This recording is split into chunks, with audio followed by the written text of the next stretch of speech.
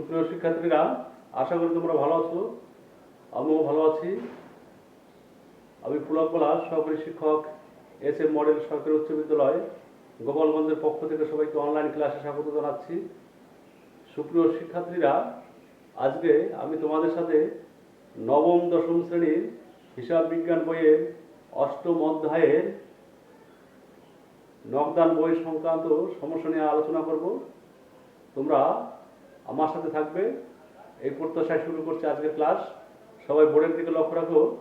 দেখো, বোর্ডে একটা সমস্যা দেওয়া আছে, আমরা এই সমস্যাটার সমাধান করব। জনাব কামাল 2021 সালের মার্চের 1 তারিখে নগদ 10 লক্ষ টাকা ও 5 লক্ষ টাকার ব্যাংক জমা নিয়ে ব্যবসা শুরু করেন। অন্যান্য লেনদেনগুলো হলো: মার্চ 2 পণ্য ক্রয় 20,000 টাকা, মার্চ 7 বিক্রয় 50,000 টাকার মধ্যে নগদে 30,000 টাকা, অবশিষ্ট ধারে। মজুরি প্রদান নগদে 5,000 টাকা এবং চেকে 80,000 টাকা।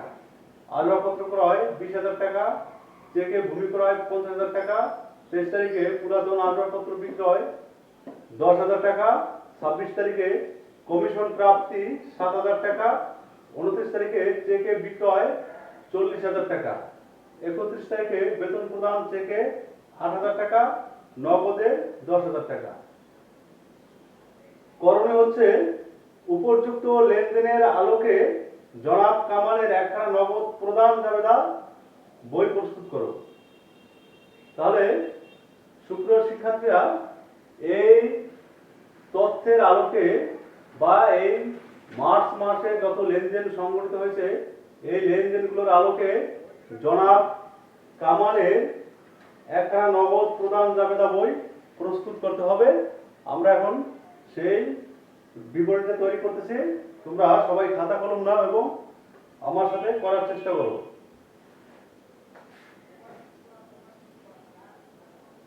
ক নং প্রশ্নের উত্তর: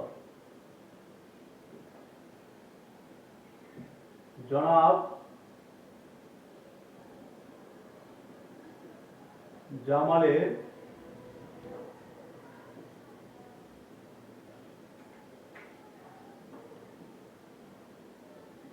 নগদ প্রদান জাবেদা। জনাব কামালের নগদ প্রদান জাবেদা। আমাদের এই নগদ প্রদান জাবেদা প্রস্তুত করার পূর্বে নগদ প্রদান জাবেদাটা কি বা কি ধরনের বিবরণী সে সম্পর্কে একটু জানা দরকার। নগদ প্রদান জাবেদা হচ্ছে এমন এক ধরনের হিসাব বই যেখানে শুধু নগদ প্রদান সংক্রান্ত বিষয়াদি লিপিবদ্ধ করা হয়। অর্থাৎ প্রতিষ্ঠান বা কোনো ব্যক্তির একটি নির্দিষ্ট সময়ে কত টাকার নগদ বহিঃপ্রবাহ ঘটলো, সেই লেনদেনগুলো এখানে লিপিবদ্ধ করা হবে এবং একটা নির্দিষ্ট সময় শেষে কি পরিমাণ অর্থের বহির্গমন ঘটেছে সে সম্পর্কে সম্যক ধারণা পাওয়া যাবে। সুতরাং আমরা এই তথ্যের আলোকে যে বিবরণীটা, যে নগদ প্রদান জাবেদাটা বইটা তৈরি করব, সেই বইটা থেকে এই মার্চ মাসে 1 তারিখ থেকে 31 মার্চ তারিখ পর্যন্ত জনাব কামালের প্রতিষ্ঠানের কি পরিমাণ অর্থের বহির্গমন ঘটেছে সেটা আমরা জানতে পারব। সুতরাং শিক্ষার্থীরা, আমরা বিবরণীটা শুরু করি।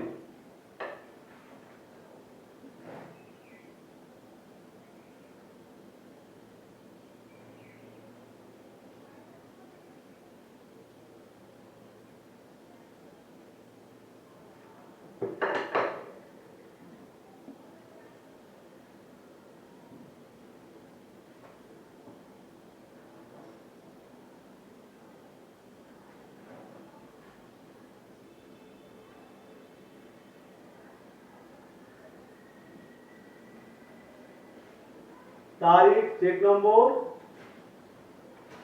ডেবিট হিসাব খাত সমূহ, ক্রয় পাওনাদার, অন্যান্য হিসাব খাত, বাট্টা টাকা এবং নগদ টাকা।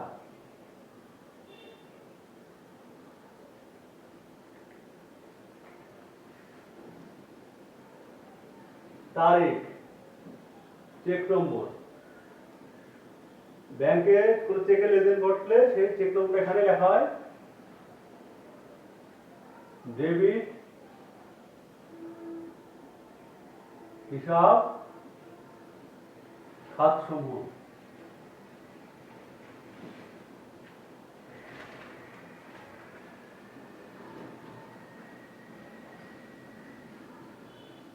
তারপর আছে ক্রয়, ক্রয় হিসাব, ডেবিট, পাওনাদার ডেবিট,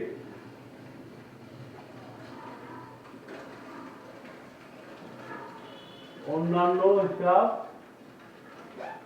ডেবিট, প্রাপ্ত বার্তা ক্রেডিট, নগদ টাকা ক্রেডিট। তো সুপ্রিয় শিক্ষার্থীরা, এই জনাব জামালের মার্চ মাসের যত লেনদেন সংগঠিত হয়েছে এর মধ্যে আমরা খুঁজে খুঁজে বের করবো যে কোন লেনদেনগুলোর মাধ্যমে জনাব জামালের প্রতিষ্ঠানের নগদ অর্থের বহিঃপ্রবাহ ঘটেছে, অর্থাৎ প্রতিষ্ঠানের তহবিল থেকে অর্থের বহির্গমন ঘটেছে বা অর্থের ব্যয় হয়েছে বা অর্থ হ্রাস পেয়েছে। সুতরাং আমরা উপর থেকে পড়া শুরু করি। মাসের 1 তারিখে নগদ এত টাকা এবং এত টাকা ব্যাংক জমা নিয়ে ব্যবসা শুরু করেন, অর্থাৎ এর মাধ্যমে প্রতিষ্ঠানের নগদ তহবিল বৃদ্ধি পেয়েছে। এটা এই নগদ প্রদান জাবেদা বইতে আসবে না। মাসের 2, পণ্য ক্রয় 20,000 টাকা। যদি কোনো লেনদেন দ্বারা ক্রয় উল্লেখ করা থাকে এবং অন্য কোনো কিছু উল্লেখ করা না থাকে যে নগদে না বাকিতে, তাহলে সেটা ধরে নিতে হবে যে এটা ওই প্রতিষ্ঠানের যে পণ্য সামগ্রী দিয়ে ব্যবসা করা হয় সেই পণ্য সামগ্রী ক্রয় করা হয়েছে এবং সেটা অবশ্যই নগদ টাকায়। সুতরাং এই মার্চের 2 তারিখের লেনদেন দ্বারা প্রতিষ্ঠানের নগদ অর্থের বহির্গমন ঘটেছে। এই লেনদেনটা তাহলে এই নগদ প্রদান জাবেদায় অন্তর্ভুক্ত হবে। 2021 সালে মার্চ 1 তারিখ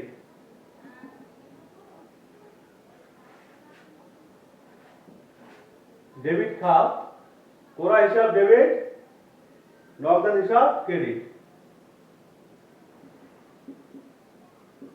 তাহলে ক্রয় টাকাটা কত? ক্রয় হিসাবে যেহেতু একটা কলাম আছে, আমরা এই কলামের ঘরে টাকাটা, এই কলামে টাকাটা লিখবো এবং নগদ কলামে টাকাটা লিখবো। ক্রয় হিসাব ডেবিট, নগদ হিসাব ক্রেডিট। 15 তারিখে আসবাবপত্র ক্রয় 20,000 টাকা। তাহলে আসবাবপত্র হিসাব ডেবিট, নগদ হিসাব ক্রেডিট। এটাও আসবে, কারণ এই লেনদেন দ্বারাও প্রতিষ্ঠানের নগদ অর্থের বহির্গমন ঘটেছে।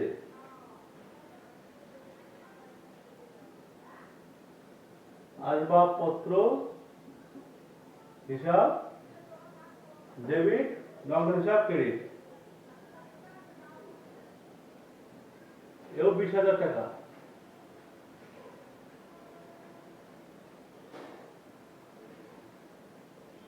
এরপরে আছে চেকে ভূমি ক্রয় 50,000 টাকা। চেক অর্থাৎ ব্যাংকের মাধ্যমে। আমি এই কথা পূর্বেই বলেছি যে কোন প্রতিষ্ঠানের ব্যাংক জমা আর নগদ তহবিল উভয়ই ওই ব্যক্তির নগদ অর্থের পরিমাণকে হ্রাস বা বৃদ্ধি করে। সুতরাং যদি চেকের মাধ্যমেও পণ্য ক্রয় করা হয় বা কোনো কিছু ক্রয় করা হয়, তাহলে ওই প্রতিষ্ঠানের নগদ তহবিল কমে গেছে, এটা ধরে নিতে হবে। অর্থাৎ ব্যাংক জমা আর নগদ তহবিল একই ব্যক্তির দুটো বুক পকেট, ডান পকেট এবং বাম পকেট।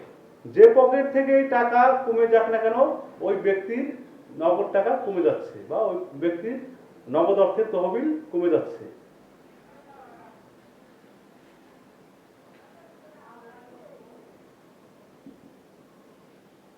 20। তাহলে ভূমি হিসাব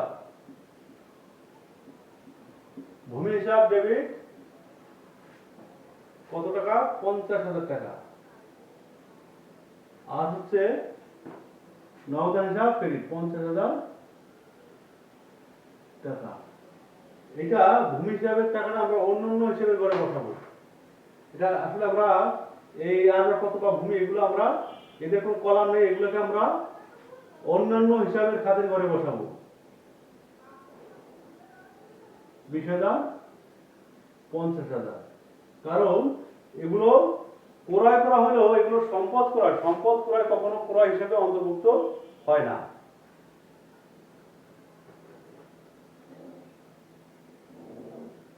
পুরাতন আসবাবপত্র বিক্রয় এটা আসবে না, কারণ এটা দ্বারা প্রতিষ্ঠানের নগদ অর্থের বৃদ্ধি পেয়েছে। কমিশন প্রাপ্তি এখানেও নগদ অর্থের বহিঃপ্রবাহ ঘটেনি। চেকে বিক্রয় এখানেও নগদ অর্থের বহিঃপ্রবাহ ঘটেনি। আমরা 31শে মার্চ দেখি বেতন প্রদান চেকে 8,000 টাকা এবং নগদে 10,000 টাকা। তাহলে এখানে দেখা যাচ্ছে যে নগদ অর্থের বহিঃপ্রবাহ ঘটেছে। বেতন প্রদান করলে কর্মচারীদের বেতন প্রদান করলে বা যারা প্রতিষ্ঠানে চাকরি করে তাদের বেতন প্রদান করলে প্রতিষ্ঠানের নগদ অর্থের হ্রাস ঘটে বা নগদ অর্থ কমে যায়। সুতরাং এটা নগদ প্রদান জাবেদা বইতে লিপিবদ্ধ হবে বা আসবে। 31 তারিখে বেতন হিসাব ডেবিট, ব্যাংক হিসাব ক্রেডিট, নগদ হিসাব ক্রেডিট। আমরা ব্যাংক আর নগদের টাকাটা একত্রে যোগ করে লিখব 18,000 টাকা। 18,000 টাকা এখানেও লিখবো আমরা, নগদের ঘরেও লিখবো 18,000 টাকা।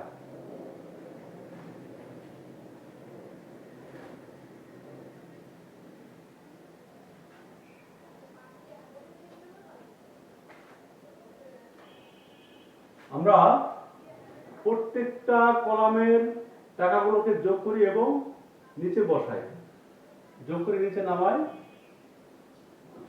20,000 টাকা, 20, 70, 80, 88,000 টাকা।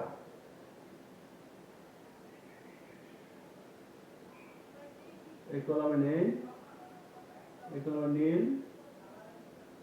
20, 20, 40, 90, 1,08,000 টাকা।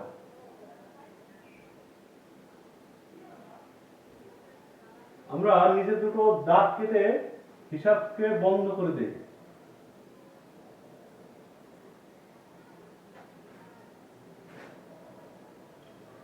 ছকের পূর্ণতা দান করি।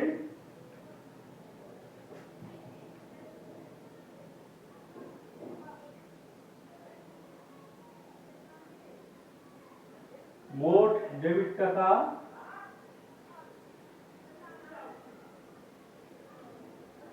সমান সমান 1,00,000 যোগ 1,08,000।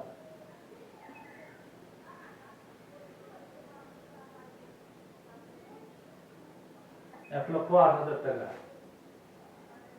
মোট ক্রেডিট টাকা।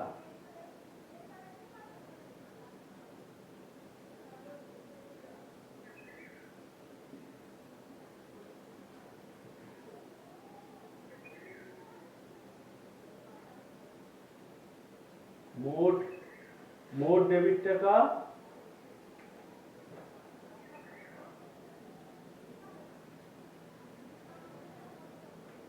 20,000 টাকা যোগ 88,000 টাকা। এখানে হচ্ছে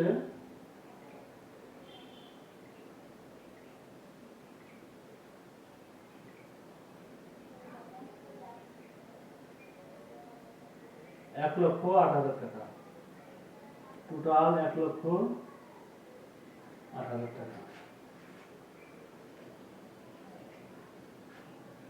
সুপ্রিয় শিক্ষার্থীরা, আমরা লক্ষ্য করে দেখি যে মোট ডেবিট দিকের কলামে মোট টাকা হচ্ছে কোরা হিসেবে আছে 20,000 টাকা, পাওনাদার হিসেবে নাই, অন্যান্য খাতে আছে 88,000 টাকা। তাহলে মোট ডেবিট টাকার পরিমাণ হচ্ছে 20,000 টাকা যোগ 88,000 টাকা সমান সমান 1,08,000 টাকা। আর মোট ক্রেডিট দিকের যোগফল হচ্ছে 1,08,000 টাকা সমান 1,08,000 টাকা। অর্থাৎ মোট ডেবিট দিকের যোগফল যত টাকা হয়েছে মোট ক্রেডিট দিকের যোগফল তত টাকাই হয়েছে। এটাই দুতরফা দাখিলা পদ্ধতির মূল নিয়ম। অর্থাৎ প্রত্যেকটা লেনদেনের যে পরিমাণ টাকার ডেবিট হয় সেই পরিমাণ টাকার ক্রেডিটও হয়। সুপ্রিয় শিক্ষার্থীরা, সবাই সুস্থ থেকো, ভালো থেকো, এই প্রত্যাশায় আমি আমার আজকের ক্লাস শেষ করছি। ধন্যবাদ সবাইকে।